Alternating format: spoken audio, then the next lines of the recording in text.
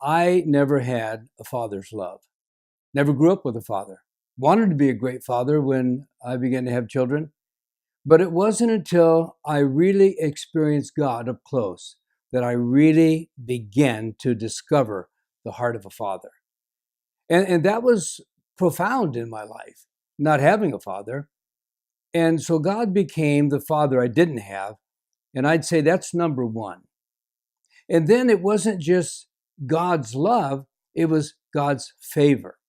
I realized that God liked being with me. That's an interesting thought, I realized. I remember doing a message 40 years ago called The Pure Delight of His Fellowship. There's something about God that I began to realize I could delight in. I was no longer afraid, like I was growing up, that He's out to get me. He already had me.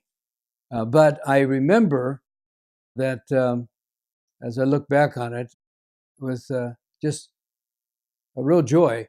There was a delight in being able to fellowship with God. And no matter what I was doing, if I had a hobby, if I was doing photography, God always was with me. If I went fishing, I just saw God with me. And that was a big part of my life. And then I believe that God called me into ministry, and He brought me to a place where I could depend on Him and not man. That was very important to me. I wasn't going to ask for money. I wasn't going to beg. I wanted to be true to God, and those were my conditions, so to speak. God let me have 40 years of ministry. I still have the sense of that I get to walk with God.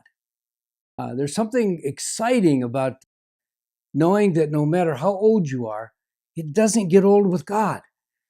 So I think of Caleb in the Bible when he said, I'm 80 and 5 years old, and give me the hill of the Anakim. I mean, I'm strong, and I can, with God's help, do this. I kind of feel that way. I feel the future is yet before me, not behind me. I don't believe that it's over.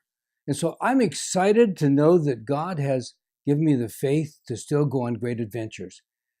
Do I ever have fear? Yeah. Do I sometimes feel like, oh boy, I'm not going to make it this time? Yes. But I still refuse to submit to my fears and hold on to God, because He is the Creator, and He's the one that has sustained me all these years.